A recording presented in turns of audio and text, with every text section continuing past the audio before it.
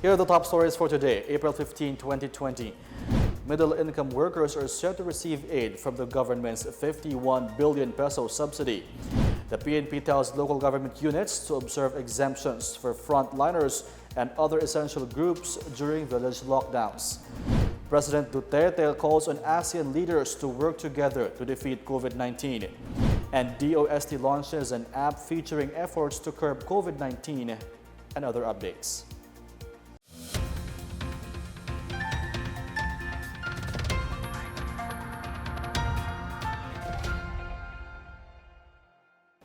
Good day, I'm Rom Dulfo. Welcome to the PNA Newsroom. Our top story, President Rodrigo Duterte has given the green light to release a 50.8 billion peso wage subsidy for middle-income workers affected by the enhanced community quarantine imposed over LUZON. The President approved the subsidy program during a meeting with members of the IATF late Monday night. Cabinet Secretary and IATF EID spokesperson Carlo Nograles said the wage subsidy program is expected to benefit 3.4 million workers of small businesses which have ceased to operate due to the enhanced community quarantine. However, medium and big-scale businesses are not covered by this wage subsidy. Nograles said the wage subsidy program will be similar to the government's 200 billion peso emergency subsidy program for 18 million low-income families.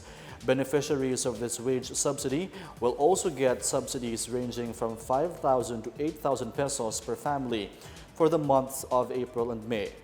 The first tranche of cash assistance will be paid out between May 1 to May 15, while the second tranche will be paid out on May 16 to May 30. The cash aid may be received through SSS Unified Multipurpose ID or UMID card enrolled as ATM cards, PayMaya, e-wallet or cash pickup arrangement through remittance transfer companies. Nograles clarified that those who already received aid through the DOLE's COVID-19 Adjustment Measures Program or CAMP will no longer be eligible for the first tranche of the assistance, but they will still be qualified for the second tranche. A technical working group of the House of Representatives Defeat COVID-19 Committee will draft a consolidated bill to mitigate the impact of the COVID-19 pandemic on the country's economy. Marikina City Representative Stella Kimbo proposed a 370 billion peso fiscal stimulus package geared towards labor retention to ensure business continuity. Under her proposal, 110 billion pesos will be allocated for wage subsidies, 140 billion pesos for interest-free loans and loan guarantees, 119 billion pesos for grants to support activities to improve business resilience, and 1 billion pesos to compensate for paid sick leaves of COVID-19 patients. Kimbo also called on the government to craft a long-run plan for economic resilience to improve the country's economy to recover from shocks such as pandemics, natural disasters, and financial crises. Meanwhile, Albay Representative Joey Salceda's Philippine National Stimulus Strategy proposes structural adjustment plans to increase the country's economic resilience. It includes a negative interest loans plan or a 350 billion peso loan package that will grant loans at negative interest in exchange for workers' retention. The maximum loanable amount shall be 50% of the company's direct labor costs, and the loan shall be payable for 3 to 5 years. Salceda also proposed a credit refinancing and mediation service or CRMS to ensure that MSMEs are able to fulfill obligations under more favorable terms of credit. A National Emergency Investment Corporation or NEIC shall be established to act as a consolidator of private sector debts, service these debts in exchange for equity and yield returns for the government. The consolidated bill shall be submitted to the committee for another round of deliberation. Senator Christopher Lawrence Bongo wants concerned national government agencies to ensure that financial and livelihood assistance will be given to qualified beneficiaries affected by COVID-19. Go made this call after President Duterte approved the release of 50.8 billion peso wage subsidy for middle-income workers affected by the enhanced community quarantine. He said the government's priority are those most affected by the health crisis including the middle class and small businesses.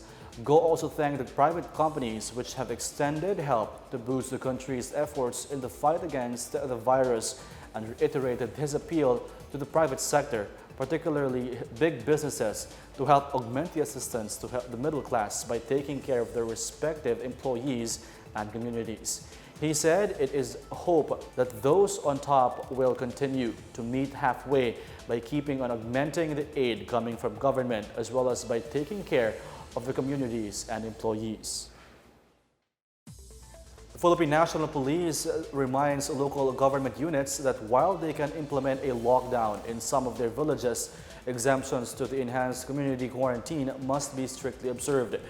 During the Laging Handa press briefing on Tuesday, PNP Deputy Chief for Operations, Lieutenant General Guillermo Eleazar, said there is no absolute lockdown, and even if they will declare one, there are still those who are exempted from it, including our health workers. Under the guidelines set by the Interagency for the Management of Emerging Infectious Diseases, all cargo vehicles must be allowed to pass through checkpoints to ensure stable supply of food and other basic commodities. Interior Secretary Eduardo Año earlier backed the imposition of lockdowns on villages whose residents continue to defy quarantine rules. On Monday, Manila Mayor Francisco Isko Moreno Dumagoso ordered a total lockdown of Barangay 20, following reports that residents gathered for an amateur boxing match held on its street. Eleazar urged local officials or the public to immediately report to the Joint Task Force COVID hotlines so they can immediately act on those complaints. Medical frontliners will now receive a higher life insurance from GSIS, and the Department of Tourism issues a stern warning for those who are hiking up room rates for repatriated OFWs. More on this from William Theo.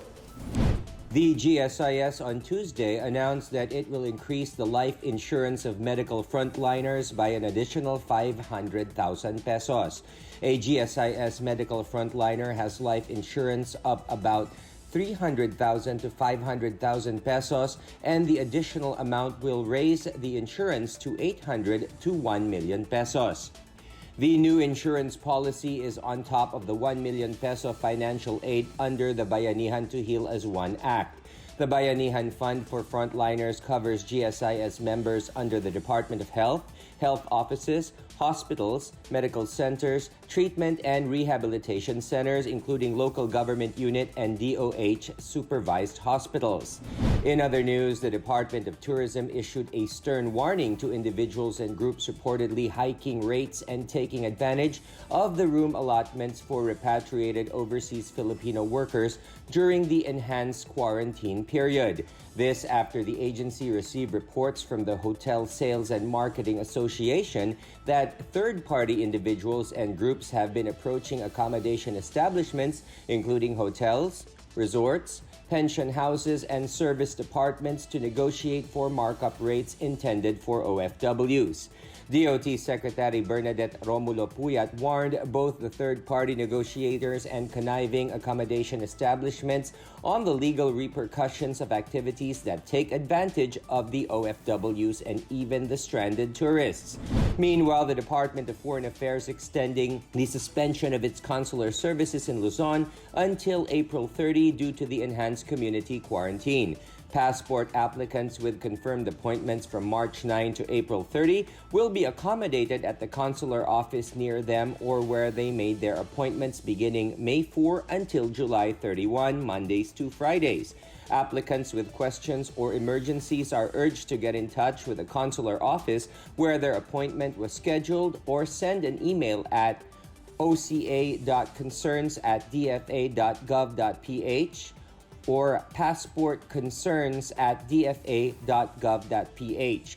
The public may also call the DFA at 632-8234-3488 or 63977-353-39424 Globe or 63961-567-9324 for Smart for passport concerns.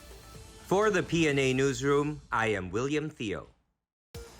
Still to come, President Duterte calls on ASEAN leaders to work together to defeat COVID-19. the local government of Bataan receives rice and other food donations for distribution from the private sector. More on these with the PNA Newsroom continues.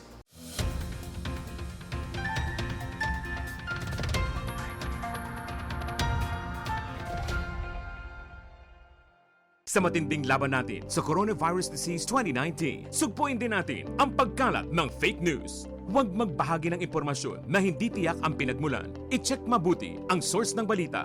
Kumuha lamang ng impormasyon mula sa mga official channel ng Department of Health.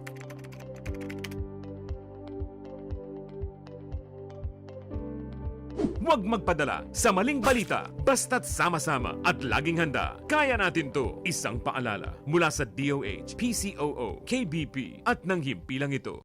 Tandaan ang tamang paraan ng paghuhugas at paglilinis ng kamay upang makaiwas sa iba't ibang karamdaman. Basain ng tubig ang mga kamay at sabunin. Unang sabunin ang mga palad at ang likod ng mga kamay. Kuskusin na maigi ang pagitan ng mga daliri at maging ang mga kuko. Isunod ang pagitan ng mga hinlalaki at kuskusin ng paikot ang mga dulo ng mga daliri sa magkabilang palad. Banlawang mabuti ang mga kamay sa malinis na tubig at patuyuin ang mga kamay gamit ang single-use towel o air dryer. Basta't sama-sama at laging handa, kaya natin to! Isang paalala mula sa DOH, PCOO, KBP at ng himpilang ito.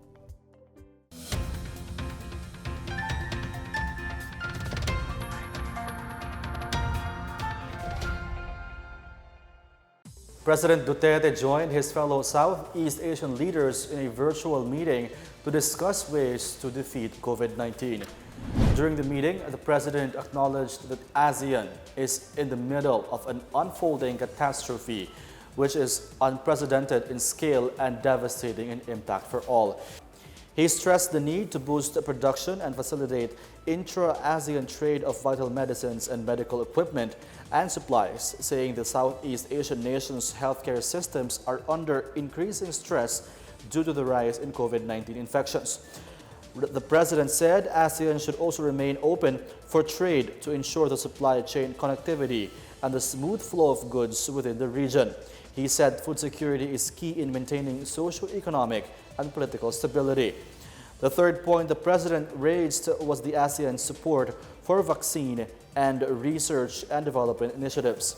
He said ASEAN should fast-track cooperation with its dialogue partners in developing vaccine for COVID-19.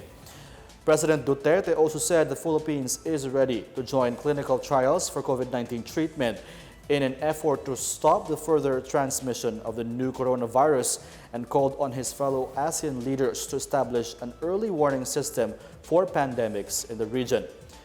President Duterte also welcomed Thailand's proposal to establish a COVID-19 ASEAN Response Fund and Vietnam's crafting of ASEAN's response from the early stages of the outbreak.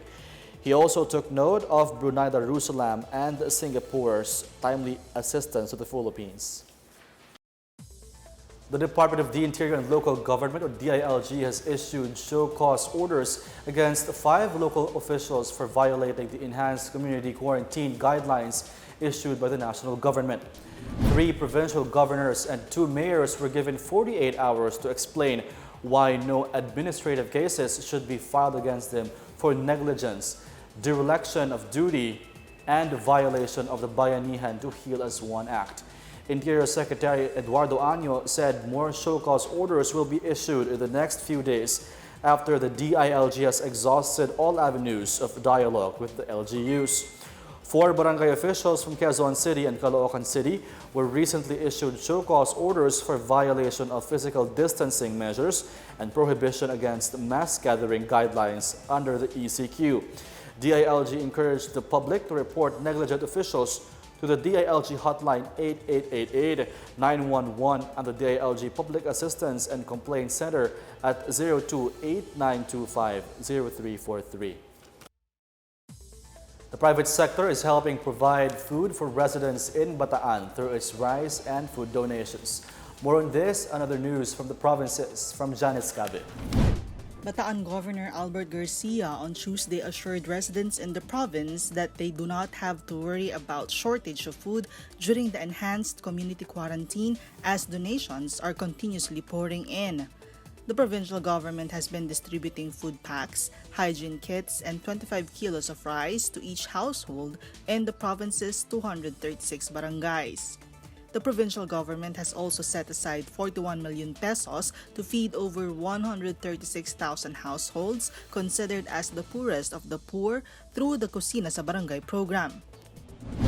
Meanwhile, the Bureau of Fisheries and Aquatic Resources in Central Visayas has tied up with the Department of Agriculture to make fishery products from the landing center in Barangay Pasil, Cebu City available to consumers outside of the city. BFAR 7 said through the DA's Kadiwa ni Ani at Kita program, they would help local fish vendors affected by the ECQ sell their products to Mandaue City residents. Starting this week, BFAR 7 will be deploying its reefer van to ferry fish products from Cebu City to Mandaue. In other news, the Department of Tourism said it is working for the repatriation of tourists stranded in different tourist sites in Caraga region following the implementation of the region-wide community quarantine. The DOT previously provided stranded tourists with financial assistance to sustain their needs. There are about 167 stuck local tourists in the region, particularly in Siargao Island. A total of 462 foreign tourists were already flown out from the region to Manila as of March 31. For the PNA Newsroom, I'm Janice Cave. In business, about 2.6 million workers of small businesses that pay proper taxes will be the initial beneficiaries of the 51 billion pesos worth of subsidies planned for workers belonging to the middle class.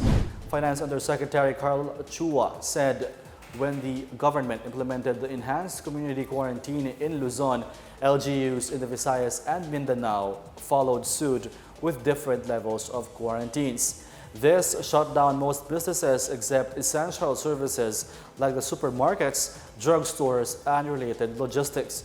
Chua said 436,000 small businesses in the informal sector were forced to temporarily close during the quarantine period. He said only 2.6 million, or about 76% of the total 3.4 million workers, will be prioritized in the wage subsidy program.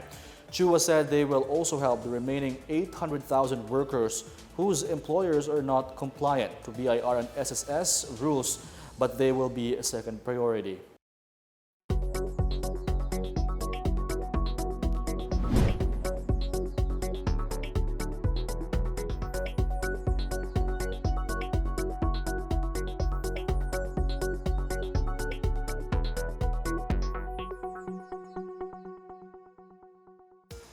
Up next, DOST launches an app featuring efforts to curb COVID-19 and other updates.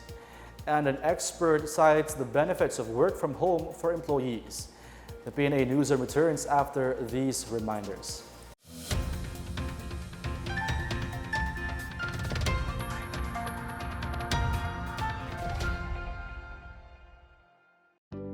Alamin kung paano ang tamang pagsusuot ng surgical mask. Una, hawakan ang mask sa strap at siguruhing natatakpan nito ang inyong bibig at ilong.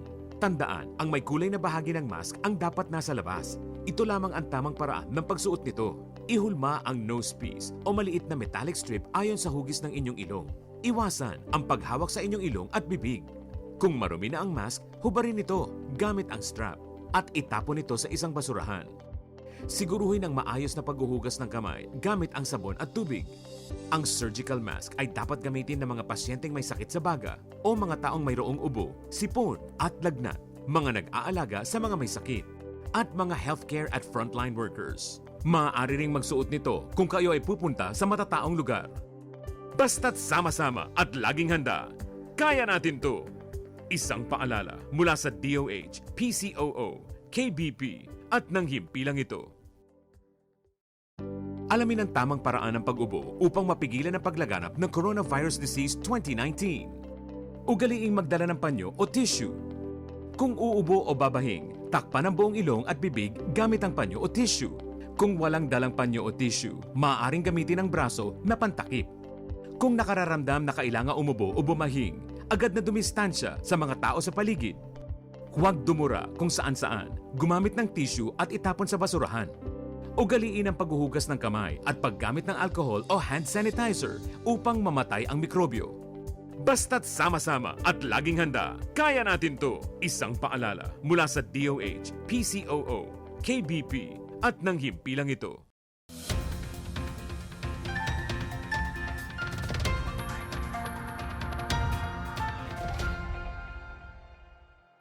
The Department of Science and Technology, or DOST, urges the public to download its mobile app to remain updated on efforts in the fight against COVID-19.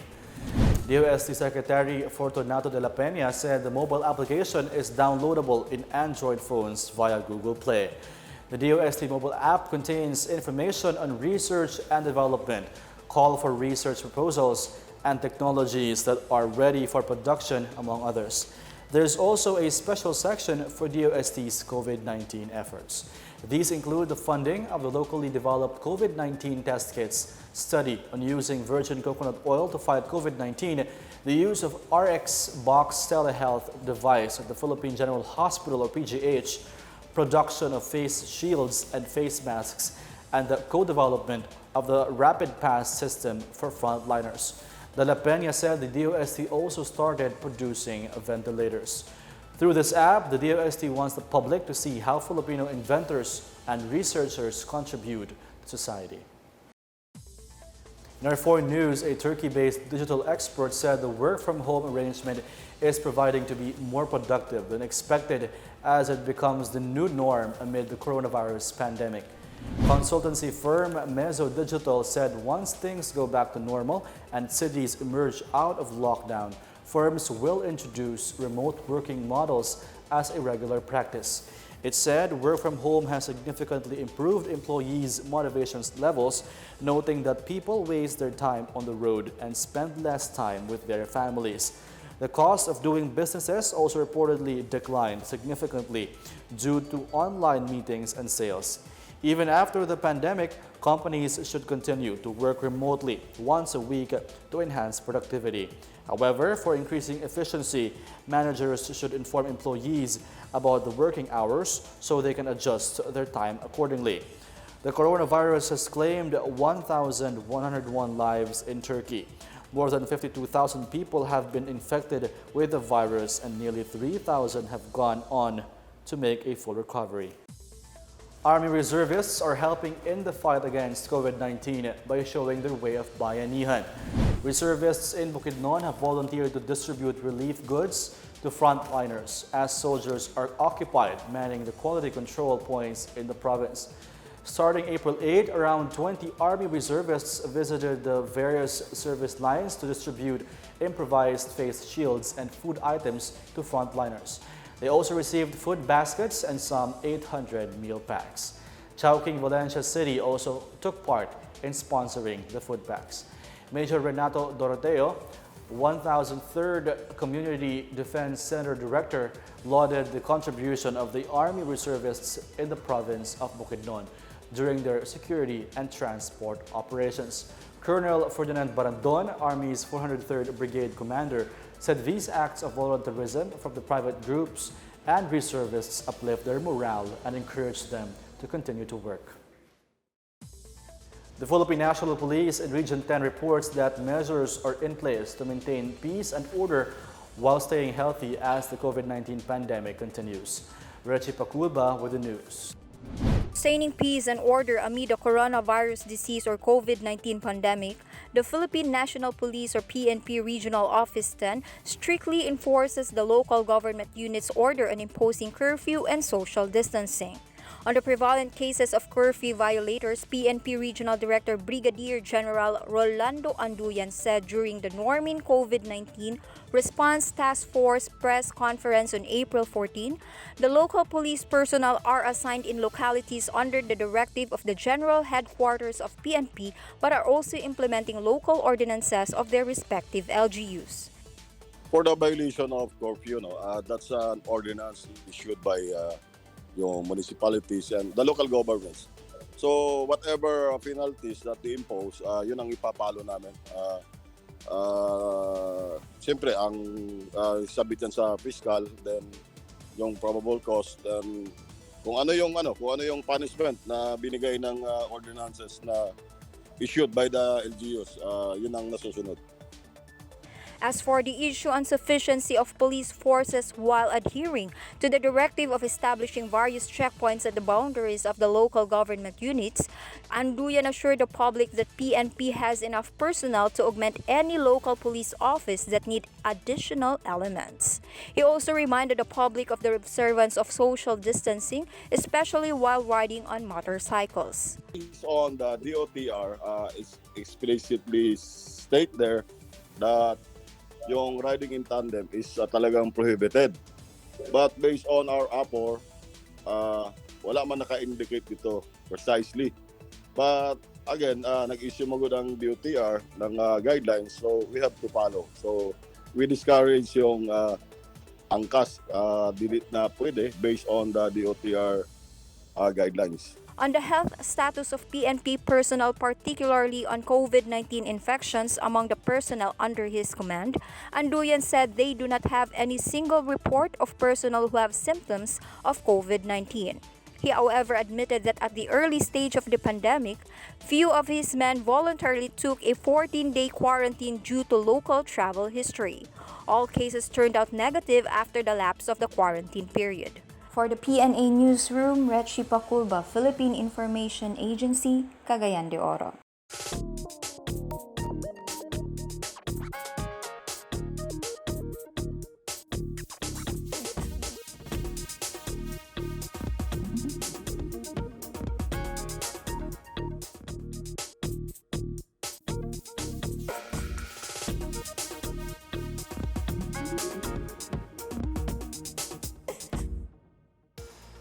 Take another look at today's biggest stories. Middle-income workers are set to receive aid from the government's 51 billion peso subsidy. The PNP tells local government units to observe exemptions for frontliners and other essential groups during village lockdowns. President Duterte calls on ASEAN leaders to work together to defeat COVID-19. And DOST launches an app featuring efforts to curb COVID-19 and other updates. Thank you for watching another episode of the PNA Newsroom. To check more news content, check our webpage or follow the Philippine News Agency's Facebook and Twitter accounts. For more news about the government, now it serves Filipinos, look for these hashtags on all our social media platforms and websites. We are shown on the pages of the PCOO and its attached agencies. Also watch us on television on PTV4 and IBC 13. And that's your daily dose of the biggest stories that you need to know from PNA Newsroom. I am Rom Dulfo. Keep safe.